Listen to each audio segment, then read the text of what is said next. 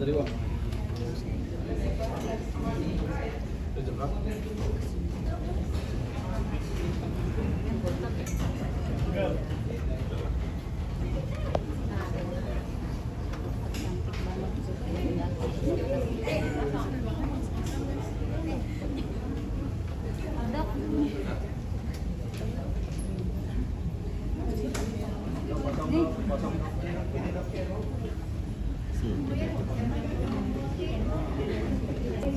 Sebentar pakai hijab cantik banget nih.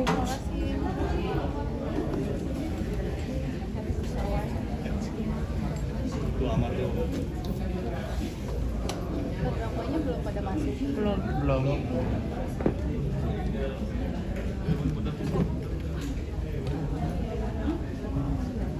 Jadi kenapa coba deh kesana aja, kesana nggak usah ngeliat aku.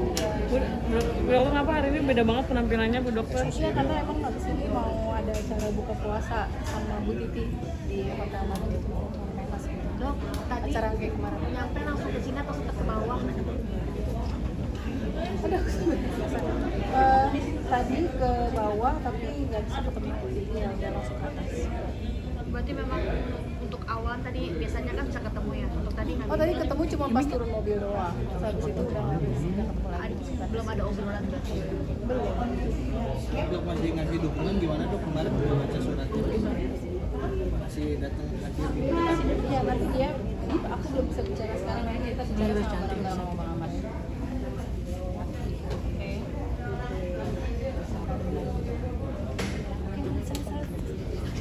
Jangan ngeliatin aku lagi.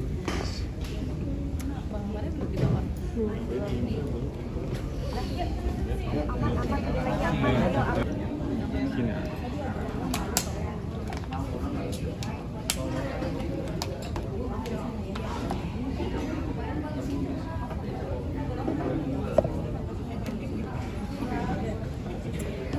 Itu adiknya ada, set adiknya dong, jangan gue mulu.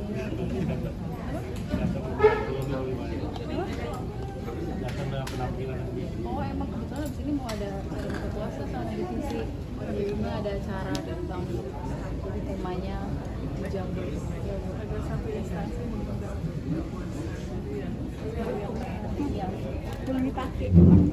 Ya, siapanya Bismillah. Bismillah aja, semoga ya,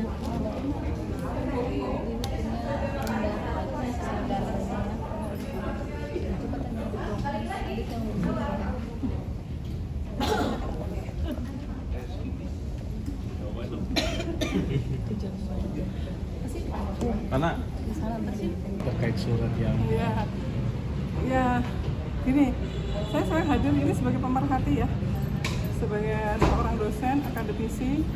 Jadi saya juga pemerhati sosial, terutama penggerak narkoba itu udah jelas ya, sejak 1998 itu saya sudah sering sampaikan ya, karena waktu itu saya sebagai penyuluh narkotika itu dari Mabes TNI kan.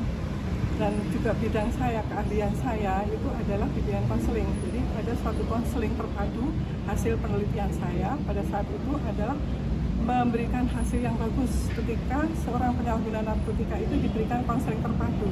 Jadi ini akan memperkuat di dalam undang-undang narkotika, di mana dalam undang narkotika itu rehabilitasinya secara medis dan juga sosial.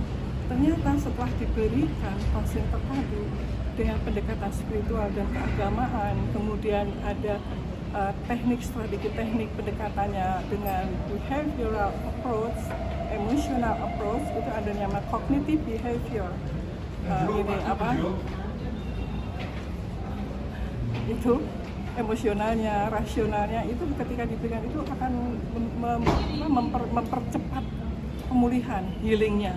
Jadi kalau penyalahgunaan narkotika memang harus ada yang namanya pemulihan. Untuk sembuh itu susah, Karena apa, sembuh itu kan nggak mungkin saraf otak yang terkontaminasi karena pengaruh obat-obat itu kemudian akan bisa disembuhkan dengan digantilah saraf yang itu, nggak akan bisa. Tapi cara satu-satunya adalah dengan pemulihan. Nah, pemulihan pendekatan ini adalah untuk merubah mindsetnya. Itu hasil penelitian saya dan itu sudah digunakan di negara di Kuala Lumpur di Malaysia. Itu menggunakan, saya diundang sudah beberapa kali ke sana untuk memberikan konseling terpadu. Kemudian saya itu di satu organisasi Majelis Ulama Indonesia ya, pada bilang saya ketua Gerakan Nasional Anti Narkoba pada masa 2020 sampai 2025. Kemudian saya sekarang menjadi pengarah. Nah, ini memang saya juga berikan kepada teman-teman itu untuk memperkuat, mendalami skillnya tentang rehabilitasi, tentang penanganannya, tentang keterampilan yang harus diberikan kepada penyalahguna narkotika gitu. Nah, itu sudah kerjasama dengan BNN sudah lama gitu ya, dari siapa kepala BNN yang siapa itu saya sudah menjalin seperti itu, karena memang ini kan ada hal-hal yang harus dalam suatu mendukung cita-cita presiden itu untuk menciptakan Indonesia bersih narkoba itu yang adalah kesadaran mulai dari keluarga, masyarakat sampai kepada tingkat pendidikan. Jadi itu harus sinergi dan saya sudah membuat kegiatan sebagaimana sinergi harmonisasi undang-undang narkotika bagi penyalahgunaan narkotika untuk menuju Indonesia emas, misalnya seperti itu sudah saya lakukan. Tetapi ini kan perlu ada suatu tindak lanjut. Nah, tindak lanjutnya ya seperti misalnya kemarin saya berkunjung ke Menteri Hukum itu untuk bagaimana bisa ditindaklanjutin nanti ada tim khusus gitu ya, tim inti misalnya gitu. Nah, itu kan nanti akan tindak lanjut, kemudian nanti tim DPR seperti itu adalah misi saya. Jadi bukan karena saya menjadi ibunya AZ ini gitu ya, kemudian tidak boleh menjadi ibunya mencampuri. Saya sebagai AZ itu bagi saya nggak ngaruh gitu. Ibu, tapi hari ini Ibu masih mau datang mendukung meski bisa dibilang hubungannya sudah diputus oleh AZ.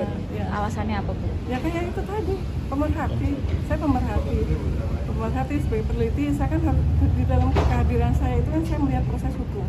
Karena ini siapa tahu nanti akan menjadi buku saya bagaimana kompleksiti perlindungan hukum bagi penyalahguna narkotika.